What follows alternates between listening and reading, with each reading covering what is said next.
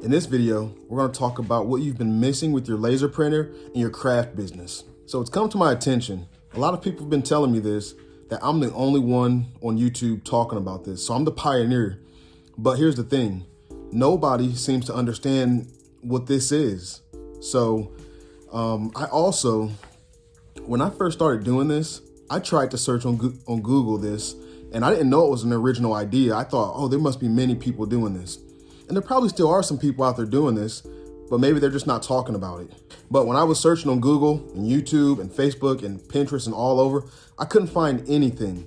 And then still people tell me when they search on YouTube that I'm the only one that's talking about this in this way. So you can find people talking about fundraisers in general, but they're not talking about how to be the manufacturer for the fundraiser.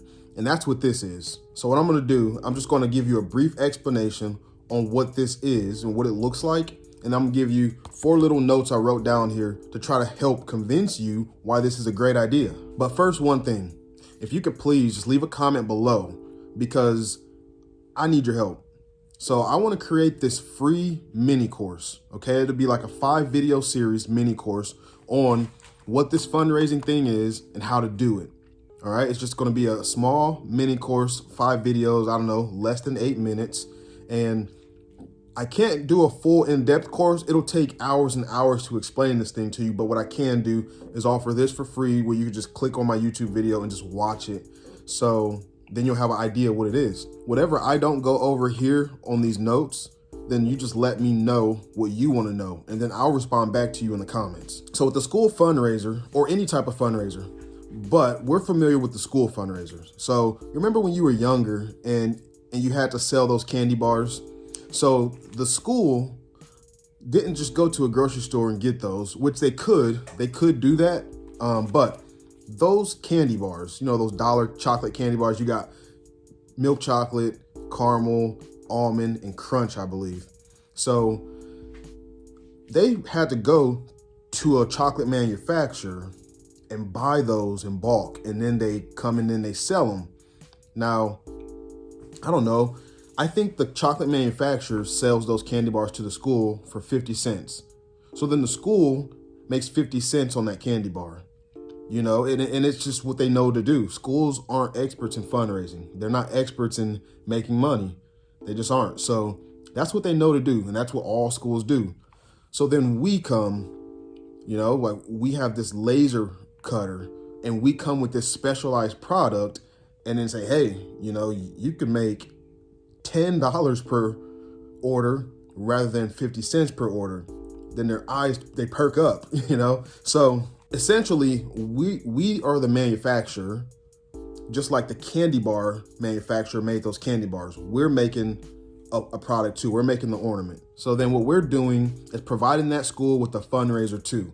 But this fundraiser is much better because you have something that's unique. So let's go ahead and segue into number 1. The reason that you should consider fundraising, manufacturing your products for a fundraiser for a school is because of how unique it is. And that's the reason why it's so perfect for a school. It's something new, unique, it's different. It doesn't really just get pushed to the side like that candy bar. You know, you go to the office or you go somewhere and you got that box of candy bars in the bag and it's like, do I want it? Am I starting a diet today? Oh, those look like they're half the size now, you know, whatever it is. This ornament is unique. It has their last name on it, first name on it. It has all their grandkids' names on it. Like whatever it is, it's a unique thing and it appeals to people. People want to buy it. That's why you want this. And then the customization really appeals to people too. So people like the fact that they can put their name on it. And they like the fact that they can choose a color if you're offering that. And they like the fact that they can choose if you want a gingerbread cookie or a chocolate chip cookie or a pumpkin or whatever it is. They just like that. That appeals to them. It appeals to parents and teachers, and then also the students. The students love that stuff. So if there's a reindeer ornament, or you know, if you're doing like one of those type of Grinch themed ornaments, or like a superhero or something like that, then they love choosing their favorite one and then putting their name on it. That's just super cool. But there's another thing that you can consider too in addressing the school's challenges. So when you talk to them, you can address it like this: candy bars are being bought way less. And that's just a statistic. Like I said, the candy bars are getting thinner, and then people actually are going on more diets and trying to avoid sugars and things like that. And it's really just the kids that want to eat the candy, so a lot of people are having some second thoughts when it comes to buying candy bars. They just don't want to buy them. But also there's another thing too. So once that candy bar is eaten, then it's gone. So then a lot of people are like, well, we bought 20 candy bars, but now they're all gone and I just wasted $20. I don't have anything to show for it. So that's a very common thought that a lot of people are having. So if you have some type of personalized product as your fundraiser, then that's going to solve the problem for that feeling that people have of having wasted money. So the process of partnering with these schools it's pretty simple. It's pretty easy, I think. There's 3 different ways that you can do it. There's probably more, but we're going to start with these 3 here. The easiest one is to just walk in. Now, I know a lot of people don't want to just do a cold walk-in. They prefer to email or call, which are the other 2. But if you walk in, then it's almost like if none of them are at lunch, then they have to help you. So just try to get on the same wavelength with me on this. So when you call, they're like, okay, is such and such available? And they say, well, hold, let me see. They can go and talk to that person. That person can be available, but they'll come back and say, no, he's not available or she's not available. Would you like to leave a message? Well, yeah, I'll leave a message. And then they don't call me back in a month. That's one of the problems with that. But if you were to walk in and you say, hey, is Mrs. Harold available? And then Mrs. Harold might be right up front. She might be right there already. So, she can't look over really quick and say, not available. I'm looking at you. So if you're there, then they're going to help you. Now there's that off chance where they may be at lunch, or maybe the person is actually out, or maybe the person is already in a meeting or busy already. But if she's not busy or he's not busy and you walk in, and then especially if you see them, they're going to help you because you're there. Now, you can kind of put email with the phone call. I think the email will get lost more than the phone call, but you could do the cold emails too. And actually, if you do it the right way, I just sent the email last week and she emailed me right back. She was super excited. So you can do emails too, but phone call, this is the order I'd go in. Walk in, phone call, email. Even though that email last week, it got really good attention. All right, so this last portion is for the people that actually stayed till now. If you're hearing the video, comment down below, I'm fundraising. We're gonna talk about potential profit margins really quick. It's gonna be brief. We're gonna use some simple math here because I don't have a calculator. So let's say there are 100 students. Now, we may go over this in the mini course. I don't know, maybe it'll be in the mega course. I don't know, but let's say each student places a minimum order of 10. So then 100 times 10 is 1,000. So then you got 1,000 ornaments to make. But now we're not finished yet. Let's say the average price or the average order is $10. That's 1,000 times 10, which is easy math. It's 10,000. Now the numbers wouldn't usually look like this because the average order is not usually 10. It's probably somewhere between $15 and $25. So it's a larger spread, but we're using 10 and 100 and 1,000 because these are easy numbers. I just want to show you this. That's $10,000 in revenue. That's everything. When you go deep into it, you got to factor in the material costs, your labor, the machine wear and tear, the printouts, ink, everything. I'm telling you everything. People miss a lot of this stuff, but you have to factor in everything in order for you to make the most profit. That's beside the point right now though. I'll go through that with my mini course or the whole course.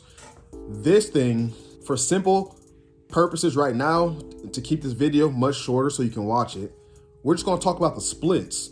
Okay, so the first one, 70-30. That's traditionally what I do with schools, 70-30, because they make a bunch of money. Okay, so 70-30, it's just that. Let's divide 10,000 by a 70-30 split.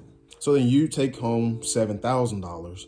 They take home $3,000. That's what that split looks like. Now, I do 70-30 if they'll take that right up front. If they don't, then we go to the next tier, 60-40. So the 60-40 split, you'll get $6,000, they'd get $4,000. It's kind of slowly closing that gap. And then for the 50-50 split, it's 50-50. So 5,000, 5,000. But you don't want to do that. Now, where you would want to do that is if it was a church or something like that. But for a school, if it's your last option and that's the only way they're going to do it, then maybe do it if it's not going to take too much of your time and money. But you have to make sure you're making a good enough profit. So we're going to end the video here. This is where I would start. I would start right here at 60-40. You know, I mean, if you're feeling confident enough, do 70-30, but 60-40, that's a good split too if you can swing it. But ultimately, it's just wherever you feel comfortable. If you feel comfortable just doing 70-30 only, do it. If you feel comfortable here, if you feel comfortable doing 50-50 because it just won't feel so awkward for you, then do it. If you can get your foot in the door, then that's what I want you to do. I just want you to start because that's what's going to get you the experience and get you going. Okay, so if this was helpful, just comment below and let me know it was helpful.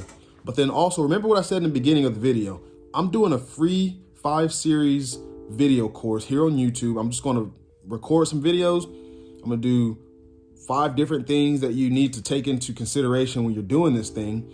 And I just want some feedback from you. So everyone who's watching right now, just comment below and let me know what you'd want to learn about this, because I think I'm the only one right now talking about this type of way. I'm just trying to help you out. So again, thanks for watching. If you have any questions, comment below.